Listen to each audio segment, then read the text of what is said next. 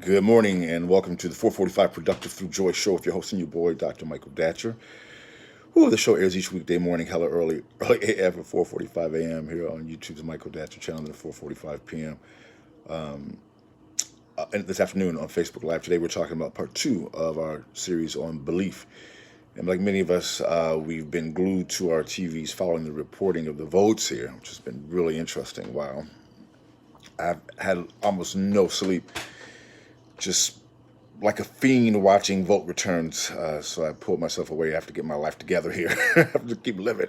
It's been a challenge which is a great segue into today's topic. But let me first say, you can go to productivethroughjoy.com to see about us. We speak to groups, schools, and organizations about being productive through joy.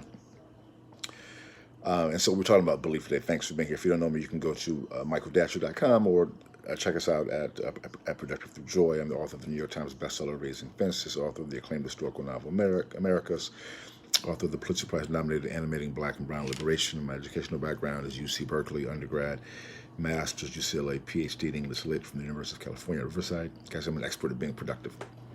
I don't say that to brag or boast. I say it because people are oftentimes surprised to hear that level of productivity given how crazy my own story is. I'm the product of a young girl who was assaulted at age 16, gave birth to me at 17, and subsequently gave me up for adoption to an amazing single divorcee. But at the time, no biological father, no adopted father. Listen, difficult times for the young MD. At his cool, Modi famously said, "How you like me now?" And if I can be this productive and be so through joy, I know other people can as well, because I know it's not where you're from, it's where you're about to go. That really inspires the show, for example. So let's dive into the topic.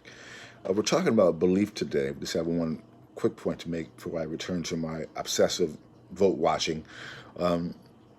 Is that for many of us, those of us who've come through difficulty, the Donald Trump experience for many black people especially, it's really been a nightmare. It's not just what he's saying in his own bad behavior. It's just that he's been fomenting an environment that's very dangerous for people of color, for black people, empowering white supremacists, empowering racism.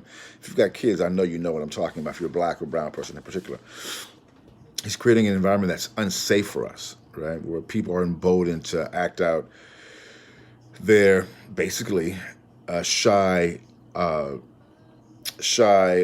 Trump supporters, folks who wouldn't publicly talk about being a Trump supporter, but would go behind that in that little box and of course mark for Trump.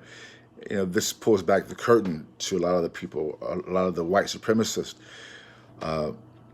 ethos that dominates America. And many of us could talk to you about that through our own anecdotal personal experience. I know I could. My experience as a black professional has been wow. I mean, things I've experienced, it's been shocking, actually, even for me, someone who's lived quite a bit.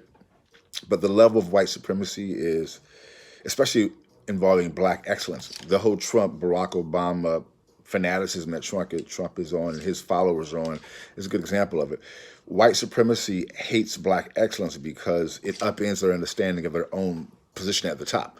I don't want to get too deep into that because I don't want to get too far afield from the point that I'm looking to make, which is belief. But ultimately, for many of us who are people of conscience and spiritual people, we believe in love and justice. And I believe that in various ways, in sundry ways, that love and justice will prevail in the long run. And somehow, wow, it has prevailed in Georgia. It's going to prevail in Georgia,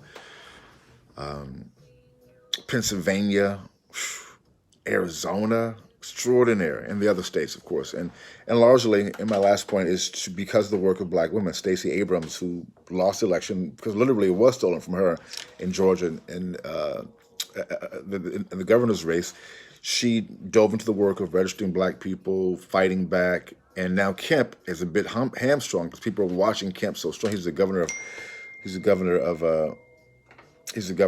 Georgia, who at the time was Secretary of State when he beat Stacey Abrams, was completely involved in voter suppression, completely involved in stealing that election. And so Stacey Abrams and her organizing work and the work of John Lewis, his earlier organizing work, has brought Georgia forward.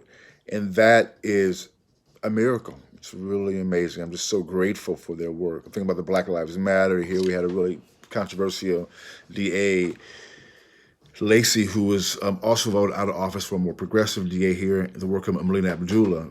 You know, I've been, going down to those police commission meetings. I mean, just week after week, just organizing against Lacey. I mean, really beautiful victories, I think, for Black people, for all people who really actually believe in America, who actually do love America, the real America, not the fake Donald Trump white supremacist America.